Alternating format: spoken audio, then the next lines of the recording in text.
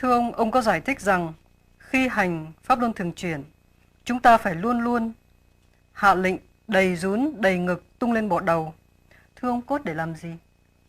Cái ý chúng ta nghĩ bậy người khác là luồng điển nó chạy bậy và nó nhắc ta làm chuyện bậy. Nghĩ về dâm dục nó hướng về dâm dục, nghĩ về sự cứu giúp nó hướng về cứu giúp, mà nghĩ về thăng hoa tiến về trung đạo thì nó sẽ tiến về con đường đó. Thay vì động loạn, chúng ta phải hạ lệnh.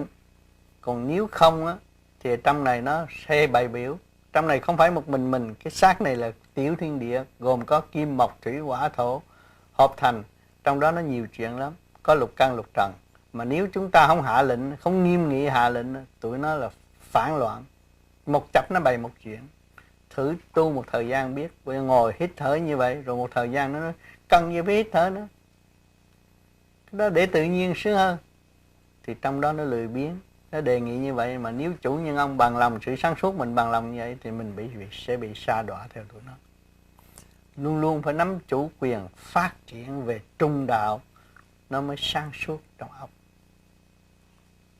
Thưa ông, vậy mình lấy cái thước nào để đo rằng là mình luôn luôn đang hành đúng? Thì mỗi đêm mình hành đúng thì soi hồn cũng dễ dãi, mà pháp luân thường chuyển cũng dễ dãi, và ngủ có một giấc êm ả. Làm cho nên mình làm về niệm bát chánh là kiểm soát nó chạy đều, tức là đúng. Nó chạy không đều là mình đã làm sai rồi. Thường nó chạy đều, mà bữa nay mình làm chạy không đều là mình làm sai rồi. Mình phải ăn năn sám hối và thực hành đúng thì tự nhiên nó khôi phục. Dạ, xin cảm ơn ông. Thưa ông, trong một câu chót trong pháp luân thường chuyển thì tại sao ta lại nhắc đến cái rún, đầy rún là tại sao? Đầy rúng, đầy ngực tung lên bờ đầu. Cái rúng đó, nó liên hệ với cái ruột, mà đầy rúng đó, nó cũng giải được cái thận tốt nữa.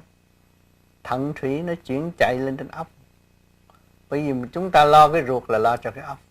Làm pháp luân thường chuyển là đem dưỡng khí vô trong những cái lụa mỏng trong cơ tạng, được sống động lại, được thanh nhẹ trở động lại, được nuôi dưỡng. Mình lấy cái nguyên khí của trời đất nuôi dưỡng cơ tạng thì con người nó bền bỉ hơn và ít bệnh hoạn hơn. Dạ thưa ông, mà phải đi từ cái chiều hướng là từ rún rồi tung lên bộ ngực rồi mới tung lên bộ đầu. Cái lệnh mình như vậy, đầy rúng, đầy ngực tung lên bộ đầu. Còn đi xuống dưới nó động cái quả tam muội, nó làm con mắt đỏ. Rồi ta mới là nói là gì, tu rồi nó động thần kinh rồi này cái nọ là hít sai thôi. Hít đúng nó không có sai. Còn động xuống dưới là nó làm đỏ con mắt. Tẩu quả nhập ma là chỗ đó. Nhiều người tu tưởng là tôi hít cho mạnh rồi để tôi đánh lộn. Cái đó đi học võ còn sớm hơn tu thiền. Tu thiền phải đem về cái nhẹ, lấy cái diệu pháp đi lên mới là kêu một tu thiền. Tu thiền mà làm cho thiệt mạnh để đi đánh võ, cái đó không được, không có đúng, không có áp dụng theo tu thiền được. Nhiều người làm sai lắm. Cho nên tôi làm những cuốn băng chính tôi thực tập để cho mọi người thấy và phải làm đúng, giữ đúng, cứ trì kỳ chí nay chút mai chút nó sẽ thành. Đừng có vội vã mà bỏ pháp chạy đi pháp khác rồi nó cũng vậy đó thôi. Nó cũng cô động như vậy và không tiến, làm tạo khổ cho chính mình mà thôi. Thưa ông, sau phần pháp luân thường chuyển thì đến phần định thần. Xin ông cho biết rõ ràng là định là như thế nào, vì có nhiều bạn đạo thì thấy ngồi định gục đầu hoặc là gập mình xuống. Thưa ông, như vậy có được hay không? Pháp luân thường chuyển đúng là chỉ có định chứ không có buồn ngủ, không có lôi thôi. Pháp luân thường chuyển là nó đúng là cái chấn động của khối óc của mình nó hòa hợp với chấn động quang, vũ trụ quang thì nó thanh nhẹ. Mà cái thanh nhẹ đó mình cảm thấy sung sướng khi mình nhắm mắt, càng lâu càng sung sướng. Mà lâu mình tưởng đâu ngắn lắm, thích ngồi nhiều hơn thay vì vội đứng dậy, là lúc đó là mình được đi lên một lớp nhẹ. Vâng.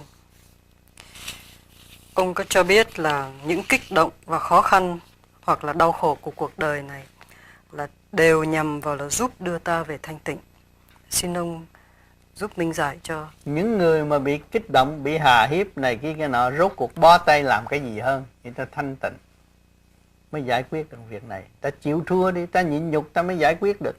Còn nhiều người mà đánh cờ bạc mà thua rồi mới tôi phải đem của tôi ăn thua với casino là tôi chết. tôi nhịn nhục, tôi bằng lòng thua nó thì tôi sẽ có cơ hội khôi phục lại. Còn tu thì cũng phải vậy, phải nhịn nhục tối đa mới giải được nghiệp tâm. Còn nếu mà thiếu nhịn nhục không có bao giờ tu được. Đi lên nó khó lắm. Mình đi lên cõi nào mình cũng dơ hơn họ, mình không có sạch hơn họ được. Thì bây giờ mình phải nhịn nhục mình mới bước qua cái chỗ đó. Ở đời đi làm cũng vậy, muốn lên cấp cao cũng phải nhịn nhục, mới tự nhiên người ta đề nghị cái chức tốt cho mình ngồi.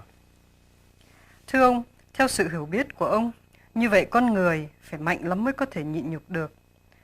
Thành ra có rất nhiều quý vị cũng nói rằng nếu tôi cứ nhịn nhục hoài thì người ta không còn coi tôi là gì nữa. Thưa ông nghĩ sao? Cũng như mặt trời, họ còn coi mặt trời không ra gì mà mình đâu có ăn chung gì, đâu có hơn mặt trời được. Mà họ lấy mặt trời, họ che mặt trời nhưng họ cần mặt trời để sống, nhưng mặt trời vẫn ban ơn. Vậy chứ chúng ta nhịn nhục để làm gì? Để sửa tánh đối phương. Vì họ sẽ gặp động nhiều hơn. Khi mà họ gặp tịnh rồi, họ gặp người động là họ thấy ngán rồi, họ thức tâm. Cái hành động mình cứu họ, không phải hành động giết họ. Cho nên cái nhịn nhục tối đa là tốt cho gia can và đem hòa khí cho gia can. Như một hiền mẫu, một hiền thơ là nhịn nhục tối đa đi.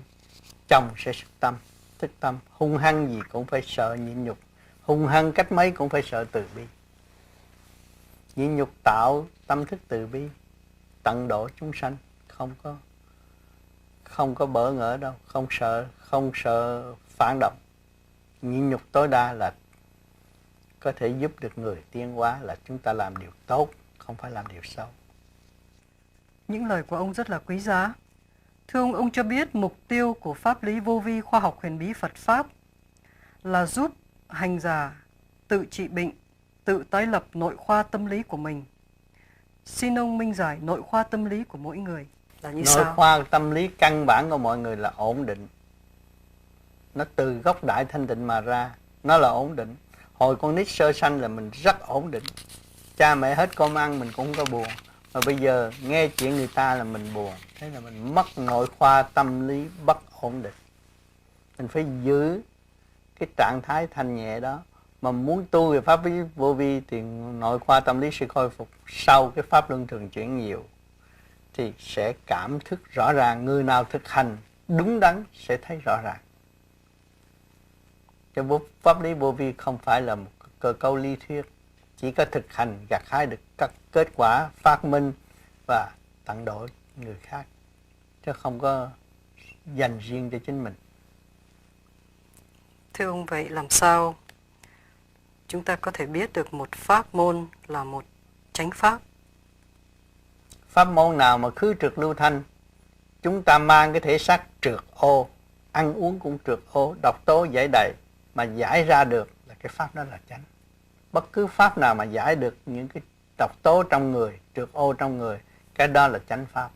Còn những pháp nào mà gia tăng trượt ô, đó là tà pháp, bị điều khiển bởi ngoại cảnh.